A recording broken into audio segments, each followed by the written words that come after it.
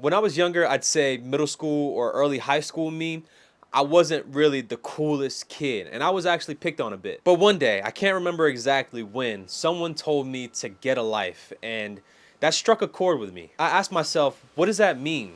Do I have a life? What does having a life even look like? I then looked at what my life consisted of, and what I would do is I'd wake up, I'd go to school, and then I'd come home and play Call of Duty or 2K or Battlefield or whatever the game was at that time for the next 6 hours of my evening until it was time to go to bed, and I would wake up and go to school and do the same thing over again.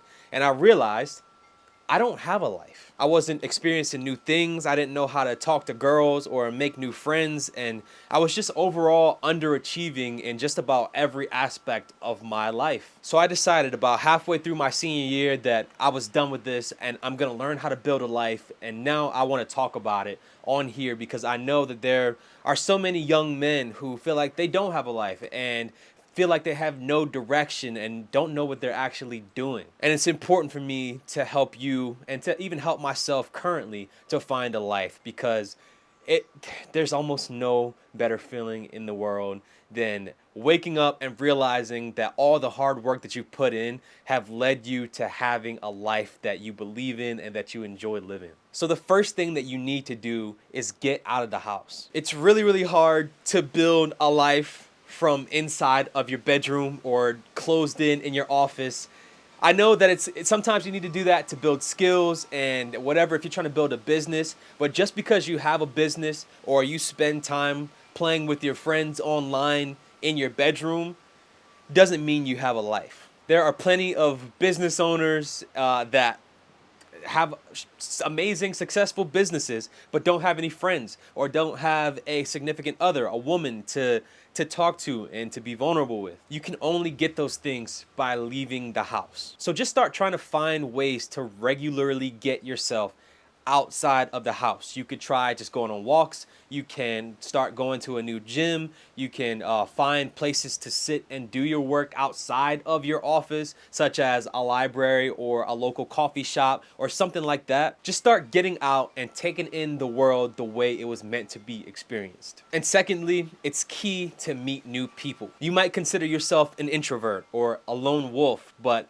humans are social beings. We're not meant to be alone 24/7, 100% of our lives. And by avoiding meeting new people, you're avoiding having a community of people who can help challenge you or give you advice or present new pieces of information to you. So you might meet someone who's broken that bad habit that you're struggling with or who's built the business that you're trying to build, and you would have never gotten that advice had you not met that new person. It's just really important to learn how to talk to people and how to make connections. It's just such a special feeling when you make a connection with a new person that you would have never met unless you gotten out and actually spoken to them. You can do this very easily by putting yourself into new environments, maybe seeing someone with something that you like and complimenting them on it, or seeing someone do something that you want to do and ask them how they do it or how they've tried to do it or how they failed. I'll tell you what, the easiest way to start meeting new people is to just go on walks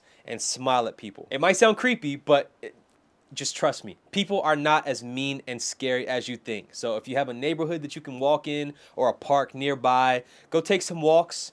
Go and just wave and say, hey, how's it going? Or just smile and nod your head, and people will usually smile and nod back. And as you get better at this, you can say, oh, hey, I like your dog, or that's a really nice shirt, or hey, I've seen you around. I saw you at this coffee shop that I was at the other day. What do you do there? Or I've noticed that you're working on your computer a lot. Do you have a business, or where do you work? Or something. You just like you get better at making small little comments to people that can blossom into great conversations. And even if they don't, it's okay for people to not respond or not want to talk. That's fine. Most of the time, even if they think you're weird for speaking to them, that's probably their problem, and they won't even be thinking about that interaction 5 seconds after it happens. Now, thirdly, once you've started getting out of the house and you started meeting new people, you might find yourself creating or running into new interests. And with those new interests and your newfound ability to talk to people, what you should do is try to join or create some sort of group. It could literally be anything. It could be a run club, martial arts, a gym, lifting group, or a sports team, or even if you are a nerd and you like Dungeons and Dragons, there's nothing wrong with that. There's people out there who want to do it and either already have an established group that you can just seamlessly slide into, or are looking for a group to create and are just waiting for that one person to hit them up and be like, hey,